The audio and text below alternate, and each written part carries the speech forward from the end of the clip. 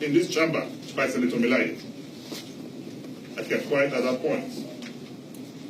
She went ahead to say that, why will he come here and be threatening senators?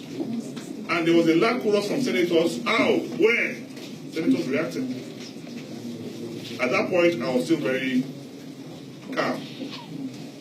She got up again and said that this talk must be tamed. At that point, I got up and I told her that she's very stupid.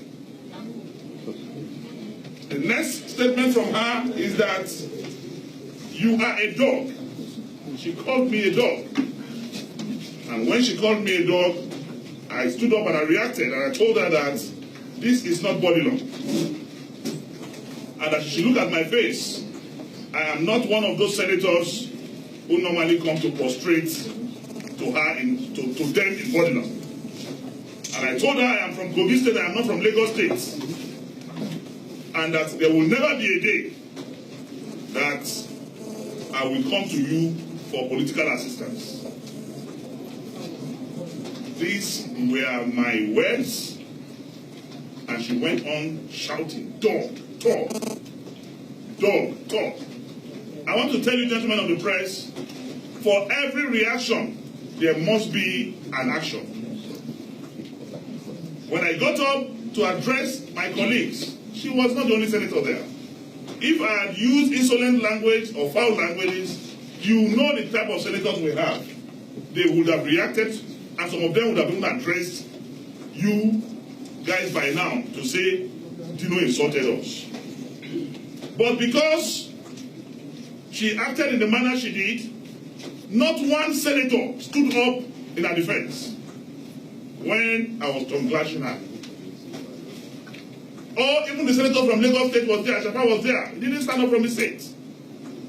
And it is not true that anybody circled her because there was no need to. I did not leave the spot where I was, my seat. I didn't get up I didn't leave the space of my seat. So there wouldn't have been any need for anybody to, but somehow she got falsehood sold to the Sahara reporters. Nobody amongst those of us who spoke there actually talked about impeachment. In fact, the issue of the presidency or president was not the subject matter. We were discussing the issue of forgery and how the Senate can also come together and so on. So there wouldn't have been any need to even discuss the issue of Buhari or the presidency. But because of deliberate wickedness and satanic manifestations, they brought in the issue of presidency to garnish their aim and purpose. Today, I read on the pages of this paper that, in Nation to be very precise, that Senator Boroface calling me names.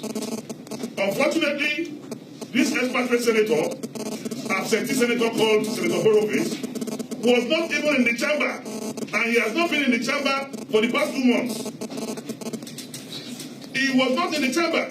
So I was surprised maybe he has celestial powers to understand what happened in his absence.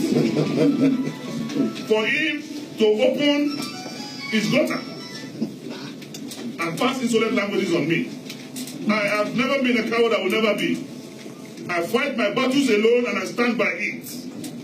And there's nothing I say anywhere that I cannot repeat everywhere. If there are instances where I'm not a superhuman being, if there are instances where I have, as a human being, reacted negatively, I am also ready to be apologetic about it. But in this particular instance, I never mentioned anybody's name. I never even used insolent languages. But because they are yet to heal from the wound of defeat of the election of the Senate President, and because of my key role in this exercise, where she and her husband called me separately to appeal to me to back off Saraki, and I said I will not back off Saraki. I will continue to support Saraki. He's my brother, he's my friend. and I will continue to support him. And this will not change today. It will not change tomorrow. It will not change in these 4 years of our stay in the Senate. Every human being can have ambition. It is not a crime to be ambitious. Saraki had the ambition of becoming a Senate president, and God endorsed it. President Muhammadu Buhari himself is an ambitious person. That's why he contested for the presidency 4 times before God answered him.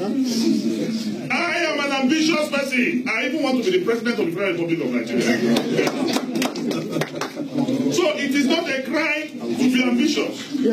So if you go through the papers today, there's been a lot of misinformation, a lot of lies, a lot of blackmail, planted stories, just to disparage the person and personality of Dino Melaye.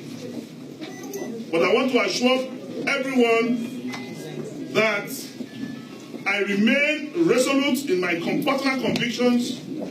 I will continue to stand by the truth. I will continue to speak for those who cannot speak for themselves. I will continue to be the voice of the voiceless. And in reaction, I heard that Tinubu, through Senator Tinubu, I'm talking of the husband of Senator Tinubu, said, my political career has come to an end. I want to say that Tinubu is no God. I fear only the God Almighty. I fear no soul, I only respect souls. So far, my political journey to the House of Representatives and the Senate have no political, financial, or moral contribution of Senator Bola Ahmed Tinubu. The God who has brought me this far, he is mighty, strong, and enough to take me further. What God has not given to me, no man can give. And what God has given to me, no man can take. So I want to assure you that this is the true story of what transpired. It is fallacious, malicious, and a lie that I said I will impregnate Mrs. Tinubu.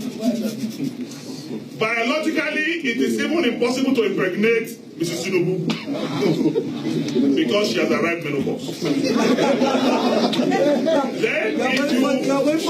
Then if you look at, I am very conscious of what I'm saying this. If you also look at that statement, for those of us who are intellectually mobile, how can you say you want to beat somebody and at the same time you want to impregnate the person? If you just oppose the two, is there any correlation? Does it make any logical sense? No. So when they planted this falsehood, they did not think deeply. I want to say that I will continue to uphold the culture, the tradition, the values of the Kogi West Senatorial District, and I will not abuse it. But it is absurd. It is very, very absurd for a woman to look at a colleague and call him a thug and a dog when he has not personally addressed you. Unfortunately, I did not have the anointing to be quiet when you are being insulted. I replied accordingly. I repeat, there is no reaction without an action.